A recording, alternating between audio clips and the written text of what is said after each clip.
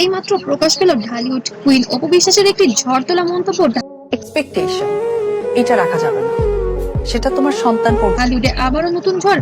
অপু বিশ্বাসের মুখে শোনা গেল বিস্ফোরক মন্তব্য, যেখানে তিনি ইঙ্গিত করলেন সাকিব খানের টাকা নিয়ে বড় প্রশ্ন।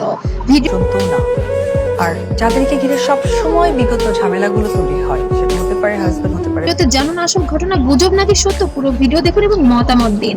বন্ধুরা, ঢালিউডে আবারও শুরু হয়েছে নতুন ঝড়। আমি সাকিব খানের হারাম টাকা খাই না এমনই এক মন্তব্য করে পুরো সোশ্যাল মিডিয়া। বয়ফ্রেন্ড বা মনের মানুষ, পছন্দের মানুষ, এক্সপেকটেশন রাখা যাবে না।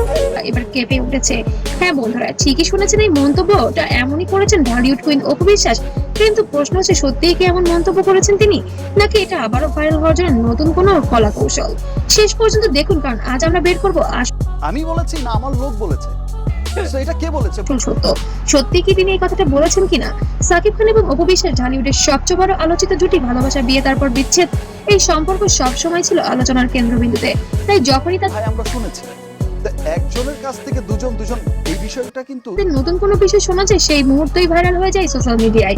আর সম্প্রতি সোশ্যাল মিডিয়ায় ছড়িয়ে পড়ে একটি খবর, অপু বিশ্বাস নাকি বলেছেন আমি সাকিব খানের হারাম টাকা খাই না। এই বক্তব্য প্রকাশের পর নেট দুনিয়ায় শুরু হয়েছে তোলপাড়।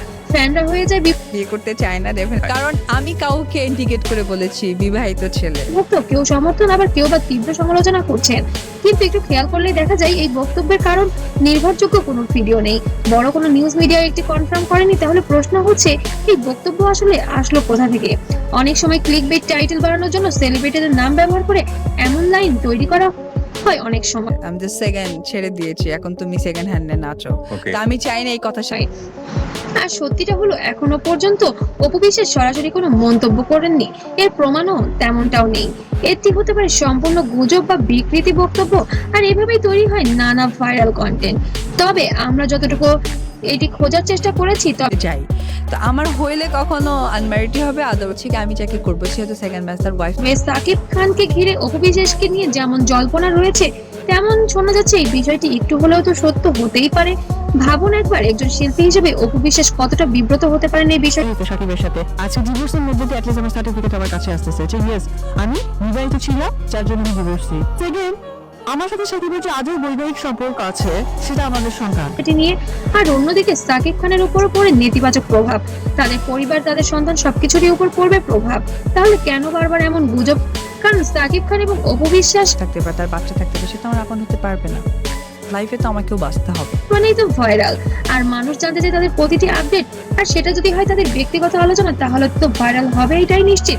শেষে তো একটা কথা বলাই যায়, সোশ্যাল মিডিয়ায় সবকিছু বিশ্বাস করা যেতেও পারে, আবার নাও বা পারে। সত্য যাচাই করা, তারপর মতামত দেওয়া আপনাদের আমার বিয়ের কাবিননামা তারা ছিনিয়ে নিয়েছে, সুতরাং আমি মূল্য বলতে পারতাম না আমি উপর নির্ভর করে।